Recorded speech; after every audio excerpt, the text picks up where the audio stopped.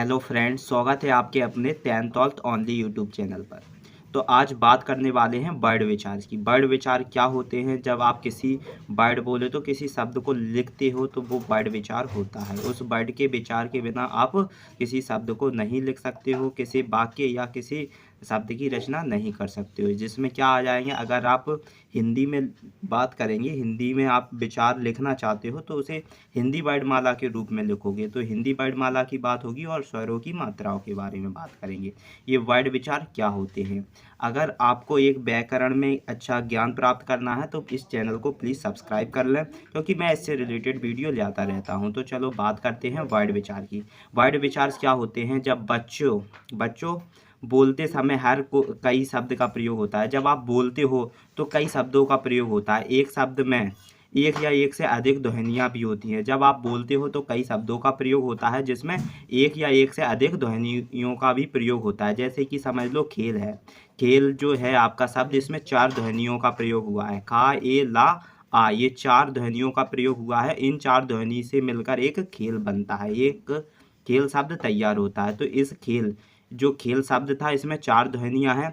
इन्हीं ध्वनियों को वर्ड कहते हैं, और ये जो ध्वनियाँ मिलकर बनी हैं, इन्हीं ध्वनि को आप क्या कह सकते हो? वर्ड कहते हो।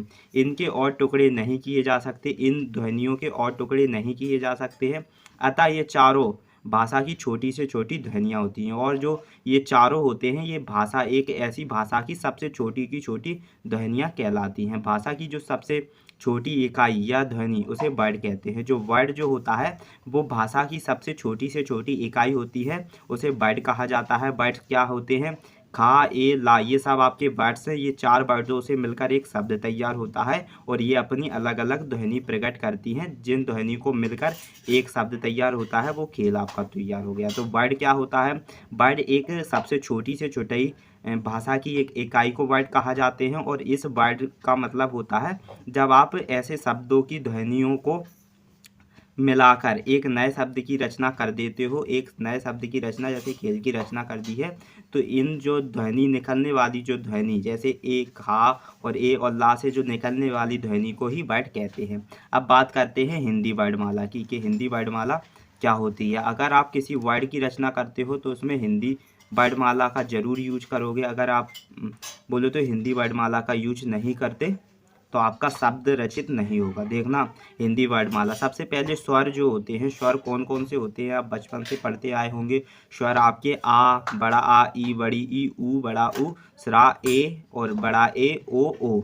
जी आपके ये क्या होते हैं? ये स्वर होते हैं। तो ये स्वर हैं। और आयोगव्य क्या होते हैं? आयोगव्य अंग और अंगा, ये आपके आयोगव्य होते हैं। अगर आपको बोले तो आप हिंदी वर्णमाला में अगर आपको नहीं पता है स्वर क्या होते हैं, आयोग वह क्या होते हैं और अनुनासिक क्या होते हैं, तो आप इसका स्क्रीनशॉट ले सकते हो। ठीक है।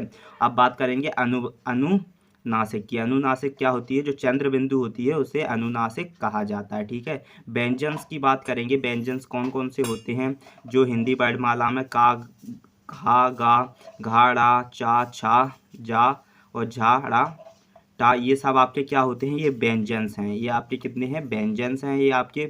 और ये स्वर आपको दिख रहे होंगे, ये सब आपके स्वर हैं। अगर आप बोले तो वर्णमाला में स्क्रीनशॉट ले सकते हो। आयोग, ये 2 आयोग है। अनुनासिक, ये चंद्र बिंदु जो होती है वो अनुनासिक होती है, और ये सारे आपके व्यंजन्स है। आप इसे स्क्रीनशॉट भी ले सकते हो। अब बात करेंगे संयुक्त व्यंजन्स की। संयुक्त व्यंजन चार होते हैं, जो छरा है, त्रा है, या है, उसरा है। ये आपके संयुक्त व्यंजन्स हैं। ठीक है। और अन्य की बात करेंगे। अन्य आपके ये 5 होते हैं, जिसमें रा आ गया, डा का ढक्कन, जा, फा, और ये सब आपके क्या हैं? ये अन्य हैं। ठीक है। तो आपने जो हिंदी वर्णमाला में इन चारों के रचने के पूर्वक ही आप शब्द बनाते हो। किसकी? स्वर की आलोचना से। स्वर, आयोग है कि अनुनासिक, व्यंजन, संयुक्त व्यंजन और अन्य, इन सब की रचना से आप क्या करते हो? नए शब्द की रचना करते हो। ठीक। ध्यान देने योग्य बातों को पढ़ोगे। जैसे डा है और ढा है, इससे कभी शब्द प्रारंभ नहीं होते, और डा और ढा से कभी शब्द प्रारंभ नहीं होते। इनका प्रयोग सदैव शब्दों के बीच में या अंत में किया जाता है, और इनका प्रयोग हमेशा शब्दों के बीच में या अंत में किया जाता है। डा से और ढा के ढक्कन से कभी आप शब्दों को क्या नहीं कर सकते? प्रारंभ नहीं कर सकते। जैसे कि लकड़ी, तो ये ड़ा है आपका लास्ट में आया है। सड़क, काढ़ा और चढ़ना, काढ़ा चढ़ना, ये शब्द क्या हैं आपके बताया गया है कि जो ड़ा है और ढा है, इनसे कभी शब्द आप प्रारंभ नहीं कर सकते। ये दोनों ऐसे शब्द हैं, ऐसे वर्णमाला शब्द हैं जो आपके शब्द के बीच में या लास्ट में आते हैं, ठीक है। और जो अंग को अनुस्वार के नाम से भी जाना जाता है। जो अंग होता है इसे अनुस्वार के नाम से भी जाना जाता है। जो अंग को अनुस्वार के नाम से भी जाना जाता है। और बड़ा अंग को जो अंगा को आप अंगा को विसर्ग के नाम से भी पुकारते हैं। अंगा को विसर्ग के नाम से भी पुकारते हैं और अंग को अनुस्वार के नाम से जाना जाता है, ठीक है। व्यंजनों का उच्चारण स्वरों की सहायता से होता है। जो व्यंजन होते हैं उनका जो उच्चारण प्रयोग आप करते हो वो स्वरों की सहायता से करते हो। स्वर कौन कौन से होते हैं? आ, बड़ा ई, बड़ी ई, ऊ बड़ा ऊ, सरा ए ओ। ये आपके क्या है? ये सब आपके स्वर होते हैं। उनके उच्चारण से आप व्यंजनों का उच्चारण स्वर की सहायता से होता है। और ये आपका अंग और अंगा, अंग यंगा, ये दोनों स्वर नहीं हैं। यंग और यंगा ये दोनों स्वर नहीं है। ये दोनों क्या हैं? ये दोनों हैं आयोगव्यय। ये दोनों आयोगव्यय हैं। ये दोनों स्वर नहीं है, परंतु ये स्वरों के साथ लिखे जाते हैं। परंतु इनका प्रयोग स्वरों के साथ किया जाता है, ठीक है। इन्हें आयोगव्यय कहते हैं, लेकिन इन दोनों को क्या कहते हैं? आयोगव्यय कहते हैं। परंतु ये स्वर नहीं है, लेकिन इनका जो प्रयोग होता है वो स्वरों की तरह किया जाता है, ठीक है। और जो स्रा, छा, त्रा और ज्ञा और स्रा ये संयुक्त क्षार कहलाते हैं। ये जो चार वाक्य हैं ये क्या कहलाते हैं? चार वाक्य संयुक्त व्यंजन कहलाते हैं। ये दो दो वर्णों के मेल से बने होते हैं। और ये जो तीन होते हैं ये संयुक्त क्षार कहलाते हैं, क्योंकि ये दो दो वर्णों के मेल से बने होते हैं। दो दो वर्णों के मेल से कैसे बने होते हैं? जैसे छा छत्री है, ये का और स्रा से बना है, का और सा से बना है छत्री। और जो त्रा है वो ता प्लस रा से बना हुआ है। और झा प्लस रा से ज्ञा बना है, ठीक है। सा प्लस रा से स्रा बनता है। सा प्लस से ये दोनों बने हैं। ये दो शब्द से मिलकर बनता है, इसीलिए इसे संयुक्त क्षार कहलाते हैं। ये दो दो वर्णों के मेल से बनता है, ठीक है। अब बात करेंगे सातवें की, क्या रहा? जो ओ जे आपका जो ओ है ये अन्य वाक्यों में आता है। ओ ध्वनि का प्रयोग अंग्रेजी भाषा के शब्दों के लिए किया जाता है। जो ओ होता है ओ उसे ध्वनि का प्रयोग अंग्रेजी भाषा के शब्दों के लिए किया जाता है, जैसे डॉक्टर, डॉलर, बॉल आदि। जैसे डॉक्टर, डॉलर, बॉल आदि ये क्या है? ओ। ये ध्वनि का प्रयोग अंग्रेजी भाषा के शब्दों के लिए किया जाता है, ठीक है। जो ओ होता है ये अन्य शब्द में आता है ये ओ, और इसका प्रयोग किस में करते हो आप? डॉक्टर, डॉल, बॉल आदि में किया जाता है। अब बात करेंगे स्वरों की मात्रा के बारे में। किसकी स्वरों की मात्रा किस प्रकार होती है, ठीक है। आ को छोड़कर शेष सभी स्वरों की मात्रा होती हैं। जो सिर्फ छोटा आ को छोड़कर और सभी जो स्वर होते हैं उन सब की मात्राएं होती हैं। जब किसी व्यंजन को बिना स्वर के लिखते हैं, जब कोई सा भी व्यंजन होता है उसे बिना स्वर के लिखते हैं और उसमें आ की ध्वनि भी नहीं जोड़ी जाती और उस शब्द में आ की ध्वनि भी नहीं जोड़ी जाती, तो उसके नीचे एक तिरछी रेखा खींची होती है। तो इसके नीचे एक तिरछी रेखा खींची कहती है, उसे अलंत कहा जाता है। इस रेखा को क्या कहा जाता है? अलंत। जैसे का के नीचे एक कैसी तिरछी रेखा खींची हुई है, इसके नीचे क्या है? इस रेखा को क्या कहते हैं? अलंत कहा जाता है, ठीक है। इसका प्रयोग कब करते हैं? जब आप बताया जा रहा है, जब आप आ को बताया गया है जो आपका छोटा आ होता है इसको छोड़कर और सभी स्वरों की अपनी अपनी मात्राएं होती हैं। जब किसी व्यंजन को बिना स्वर के लिखते हैं, जब ऐसा व्यंजन जिसका प्रयोग आप बिना स्वर के लिख रहे हैं उसमें आ की ध्वनि भी नहीं जोड़ रहे हैं, तो उसके नीचे एक तिरछी रेखा खींच दी जाती है। तो उसके नीचे आप एक तिरछी रेखा खींच दे जाओगे, जैसे कि आ की ध्वनि के बिना, आ को आप नहीं लिख रहे हो, आ की ध्वनि के बिना प्रयोग करोगे तो का के नीचे एक तिरछी रेखा खींच दी जाएगी और उसे अलंत कहा जाएगा, ठीक है। अलंत का प्रयोग करते हो। कब किया जाता है अलंत का प्रयोग?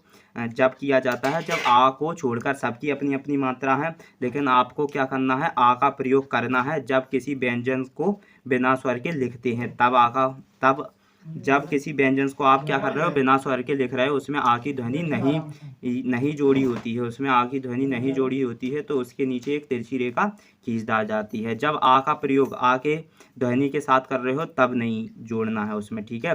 अलंत का प्रयोग कब करना है आपको? अलंत का प्रयोग कब करना है? जब या आ की ध्वनि के बिना आप किसी शब्द के बोले तो किसी वर्डों को लिखना चाह रहे हो सिर्फ आ की ध्वनि के बिना, तब आपको क्या करना? अलंत का प्रयोग करना है, ठीक है। अलंत बोले तो तिरछी रेखा खींचकर प्रयोग। ये आपके कुछ स्वर हैं, स्वर आप देख सकते हो। स्वर का, बड़ा आ, ये स्वर इसलिए लिखा गया है क्योंकि इन सब की अपनी अपनी मात्राएं होती हैं। सिर्फ आ को छोड़कर और सभी स्वरों की अपनी अपनी मात्राएं होती हैं और इनका ये इस प्रकार उदाहरण है। बोले तो इनके जो उदाहरण है, जैसे का, बड़े आ की जो मात्रा होती है, इस पे जो बड़ा का पे एक मात्रा है, छोटी ई की मात्रा, बड़ी ई की मात्रा, ये सब अपनी अपनी मात्राओं का इस प्रकार प्रयोग होता है। ठीक है, अगर आप बोले तो अगर आप चैनल पे हो और आपको ये सब समझ में आ चुका है तो मैंने इसमें वर्ड विच्छेद करके रखा है। आप इन वर्ड विच्छेद को आप घर से करिए और इनके बोले तो स्क्रीनशॉट ले लीजिए, क्योंकि आपको इसका उच्चारण आना चाहिए। अगर आपने वीडियो को पूरी अच्छे से रिवाइज किया है, अच्छे से इसमें अपना मन लगा के पूरी वीडियो को वॉच की है, तो आपको ये सब समझ में आ गए होंगे। शब्दों के वर्डों को अलग अलग करना और वर्ड विच्छेद कहलाता है। जो शब्द होते हैं उन शब्दों को अलग अलग करना एक वर्ड विच्छेद कहलाता है। जैसे मैंने शुरू में सबसे पहले मैंने जब आपको वर्ड पढ़ाया था तो मैंने बता दिया था कि जो वर्ड होता है, वर्ड बोले तो जैसे सुमन है, ये एक शब्द है। इस शब्द में कितने वर्ड अपनी ध्वनियाँ प्रकट कर रहे हैं, बोले तो 6 वर्ड अपनी ध्वनियाँ प्रकट कर रहे हैं। सा, उ, मा, आ, ना, आ, ये सब अपनी क्या कर रहे हैं, ये वर्ड अपनी ध्वनियाँ प्रयोग करके एक नए शब्द बना रहे हैं, जो कि आपका क्या है, सुमन है। सुमन है। तो इस प्रकार ये वर्ड विच्छेद हुआ है। अगर आपने वीडियो को पूरा देखा है तो आपको ये वर्ड विच्छेद समझ में आ गया होगा कि मैंने किस प्रकार वर्ड विच्छेद किए हैं। अगर आपको समझ में आ चुका है तो प्लीज़ इसका स्क्रीनशॉट लीजिए और ये आप अपने मन से, बोले तो अपने पूरे दिमाग से इसे विच्छेद करें।